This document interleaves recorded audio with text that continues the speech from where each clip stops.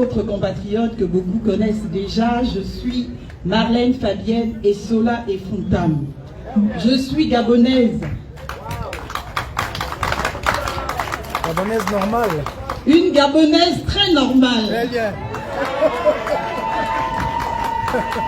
Cela fait depuis peu que je m'intéresse au bien commun, que je m'intéresse à ce qui se passe dans notre pays au-delà des frontières. Et depuis peu, notamment en 2020, j'ai décidé de me permettre une expression publique pour parler des questions de notre pays, pour parler de ce qui ne va pas avec ma petite expérience, ma petite expertise de juriste et de politiste aussi, parce que diplômée en sciences politiques.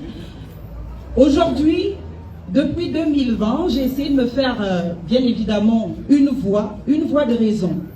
Une voix qui ne se réclame d'aucune partisanerie, une voix qui essaye d'être juste. Peu importe que, eh bien, le plus grand nombre ne soit pas du côté de la justice. J'ai donc souvent été celle-là qui va à l'encontre, eh bien, des vagues, et souvent incomprise. Et la boussole a toujours été la vérité, la justice. Et c'est au nom de cette vérité que je me suis permise, eh bien, de m'afficher sur Facebook en expression, eh bien, d'un joyeux anniversaire à monsieur Alain-Claude Bilibizé. Et puis, naturellement, ça a enflammé la toile, ça a enflammé le Gabon. Beaucoup étaient en questionnement, beaucoup ne comprenaient pas comment c'était possible que moi, qui défends la République, qui défends la citoyenneté, qui défends l'équité, eh bien, je me permets de m'afficher avec Alain-Claude Bilibizé. Lui qui est le visage, justement, des 14 années de M. Ali Bongo. Parce que porte-parole du gouvernement, parce que porte-parole de la présidence de la République, pour ne citer que ces deux fonctions. J'ai eu le temps et j'ai admiré le courage de ce compatriote que j'estime être digne, intègre et de grande qualité dans notre environnement politique aujourd'hui.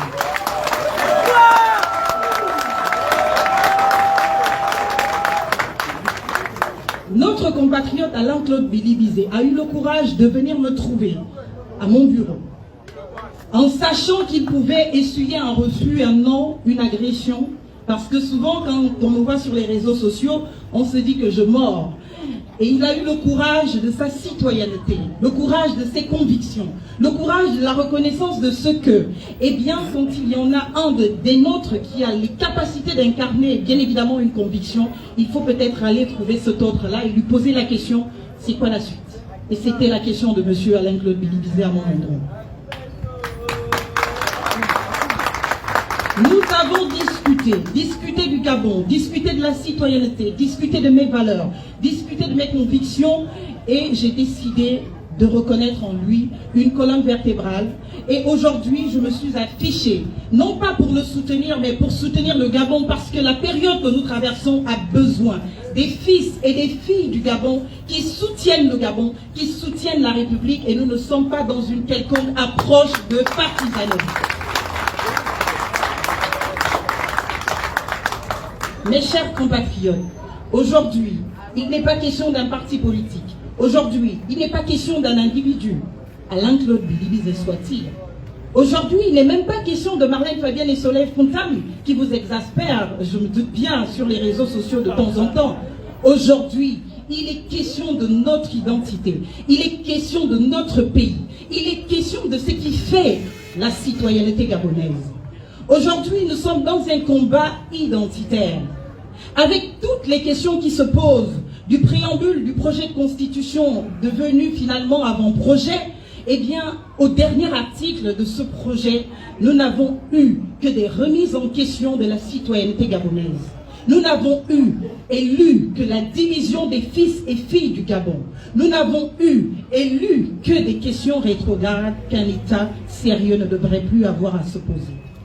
J'entends, chers compatriotes, que l'on me dise, partout où c'est possible, qu'eh bien, hier, nous avions des textes qui étaient peut-être conformes à l'ordre international, mais nous ne les respections pas. C'est pour cela qu'on a décidé de faire une constitution qui corresponde à nos attitudes d'hier, à nos comportements d'hier, et finalement, nous serons à ce moment-là conformes à la constitution. Mais la réalité est que on ne peut pas raisonner comme cela.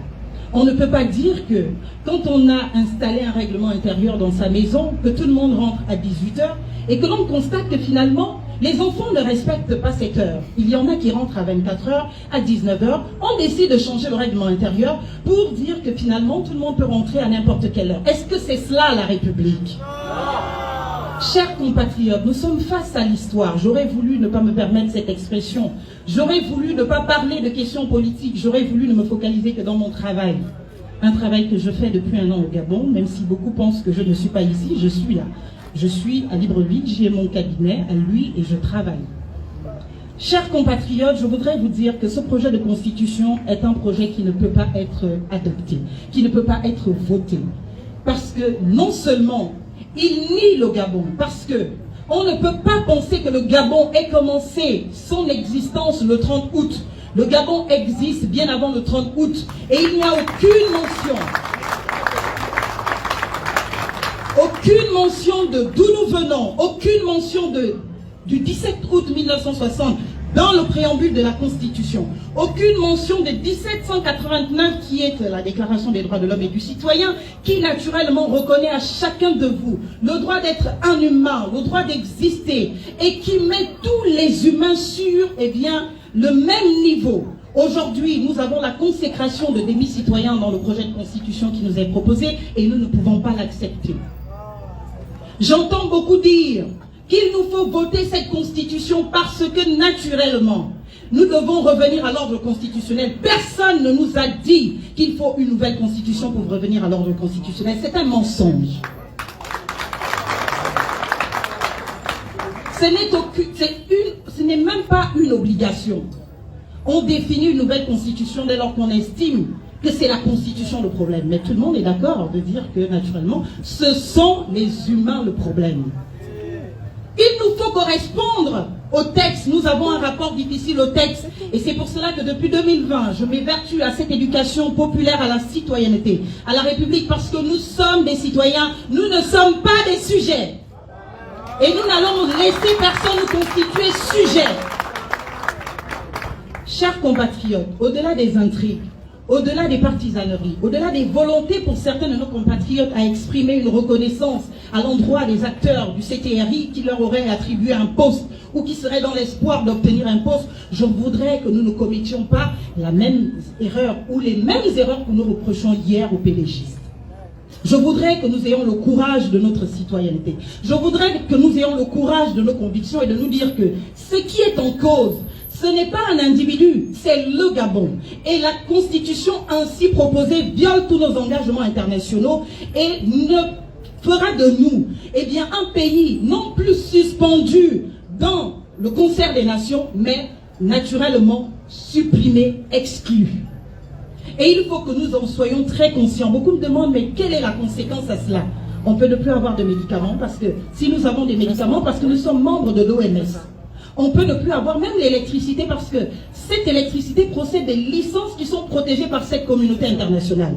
On peut ne plus avoir Internet, on peut ne plus avoir ne serait-ce que la reconnaissance de nos diplômes, ce qui veut dire que l'école au Gabon ne vaudra plus rien. Et on peut arriver à une situation où on va payer un sac de riz de 5 kilos à 1 million de francs parce qu'on peut être sous embargo si on sort demain du concert des nations. Et cette constitution, de son préambule à son dernier article, viole tous nos engagements, je dis bien tous nos engagements internationaux, et nous ne pouvons pas laisser, bien évidemment, faire. Ce sera condamner le Gabon à son extinction, et nous sommes là pour le Gabon éternel.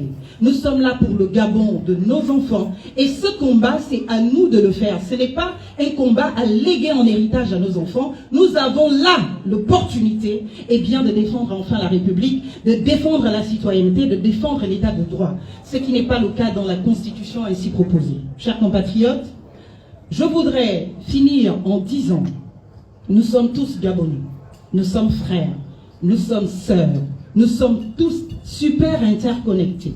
Il y a des filiations entre nous tous, même avec ceux qui dirigent aujourd'hui. Mais nous ne devons pas nous exprimer dans le cadre de notre citoyenneté en considération de ces filiations.